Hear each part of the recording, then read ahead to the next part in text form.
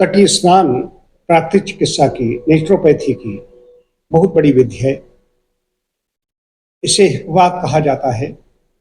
कई प्रकार के स्नान हैं, लेकिन मैं एक स्नान, तटीय स्नान, हिपवात की बात कर रहा हूँ। त्रिपाठी जी बैठे हुए हैं, जगदीशपुर के निवासी हैं। कल इन्होंने सायंकाल, मैंने बताया था, तटीय स्नान लेने के लिए यहाँ पर जो चिकित्सा दी जा रही है तो दी ही जा रही है।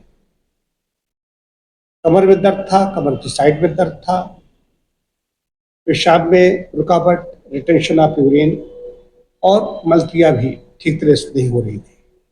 तो मैंने कहा था कि प्रातः साय दोनों समय हिपवात लेना, कटिस्तान लेना। तो आपने कटिस्तान सुबह तो यहीं पर थे, सायंकाल लिया। उसके बाद में उनको उससे आराम, खाली पेट में, यूरिनेशन में वो भी ठीक तरीके से, मलकिया भी ठीक तरीके से, और उसके साथ साथ में कमर के दर्द में भी आराम मिली। त्रिपाठी जी, कटिस्तान में कोई खर्चा होता है? कोई खर्चा नहीं। सिर्फ एक टब लीजिए, उसमें पानी भर करके बैठना है। बस ये चिकित्सक तय करता है कितनी देर तक बैठना है।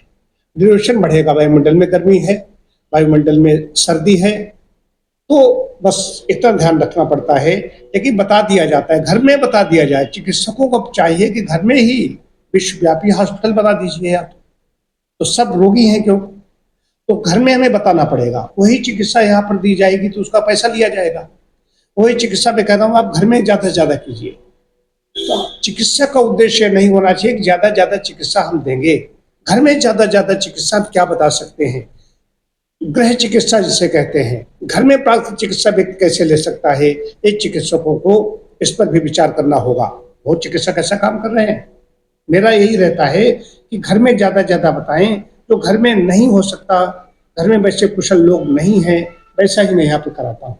एक चीज, एक हिपवात जो है, कट स्नान के बारे में आपको बता दूं, महिलाओं के रोगों में, पुरुषों के रोगों में जो विशेष रोग होते हैं, मेल फीमेल के कुछ ऑर्गन्स अलग अलग होते हैं, उनसे संबंधित समस्या है तो कॉन्स्टिपेशन एक जैसी होती है, और कुछ ऐसी समस्याएं होती हैं जो पेल्विक रीजन में समस्याएं होती है, पेड़ों के रोग होते हैं, स्त्री पुरुष दोनों के, उनमें हिपवात बहुत जबरदस्त है, बड़ा लाभकारी है।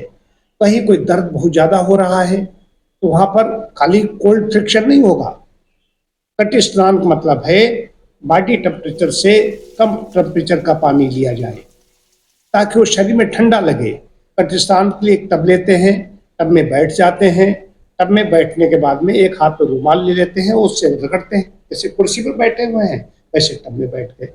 मैं इसमें चित्र डाल दूंगा, उस टब में पानी भर लीजिए आधा, क्योंकि जब बैठेंगे तो पानी बाहर फैलेगा। पैरों को सूखे में रखा जाता है, कोई पटली या कोई ऐसा ऊंचा स्थान, कोई चौकी रख ली जाती है तो पैर गीले न हों। यह है कोल्ड फ्रिक्शन, हिपवात है। इसको लेने से जब क्लॉकवाइज हम रगड़ते हैं दाहिने हाथ को रुमाल लेकर के, तो हाथों की गति भी इस तरह की होती है, तो पेरिस्टाल्सिस बढ़ती है। हाथों की, पेट की, पेड़ों की गर्मी निकल करके आ जाती है। गर्मी सभी रोगों का कारण है। पेड़ों में मल रुकेगा, मलकिया सामान्य नहीं होगी, खुल करके पेशाब नहीं होगी, तो वहां पर गर्मी उत्पन्न होगी। गर्मी उत्पन्न होकर के पूरे शरीर में, पूरे रक्त में ही पूरे पहुंचने लगती है। तो रक्त में क्या हो रही है, कहीं गर्मी है, एसिडिटी है, तो ये बड़ा रोग का कारण है। तो पेड़ों को ठंडा किया जाए। कोई भी रोग हो, कई ऐसे रोग होते हैं उसमें गर्म ठंडा दिया जाता है, कई लोगों में खाली समशीतोष्ण दिया जाता है, ल्यूक वार्म वाटर से दिया जाता है। तो इसमें हिपवात जो दिया गया है, कोल्ड फ्रिक्शन दिया गया है, जिनका पेट खराब रहता है और भी कई समस्या ऐसी रहती है, वो ले सकते हैं। एक कोई मतलब तीव्र दर्द हो रहा है, बहुत ज्यादा दर्द है, तो ऐसे नहीं लेना है।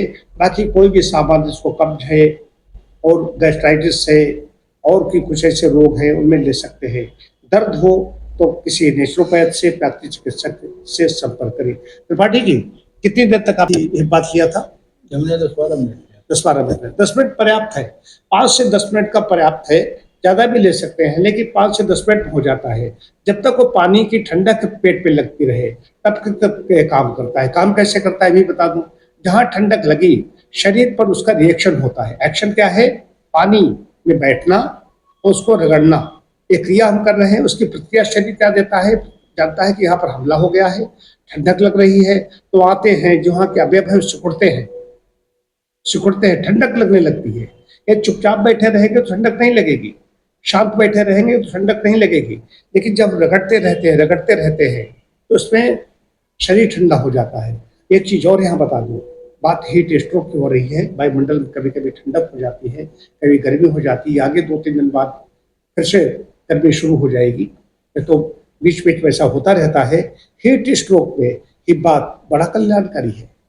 यदि हीट स्ट्रोक से बचाव के लिए जिसको ज्यादा गर्मी सताती है, मैंने इसको अपने ऊपर प्रयोग करके देखा है, तो वो कट स्नान ले। आपने सुबह ले लिया 5 मिनट, शाम को ले लिया, आपको तारक जी आएगी, लगता है कि आप कहीं ऐसे बैठे हुए। साथ साथ अपना आहार विहार भी ठीक करना पड़ेगा, खाली ही बात से ही काम नहीं होगा। आहार मुख्य चीज है। लेकिन बात की आज बात बता रहा हूँ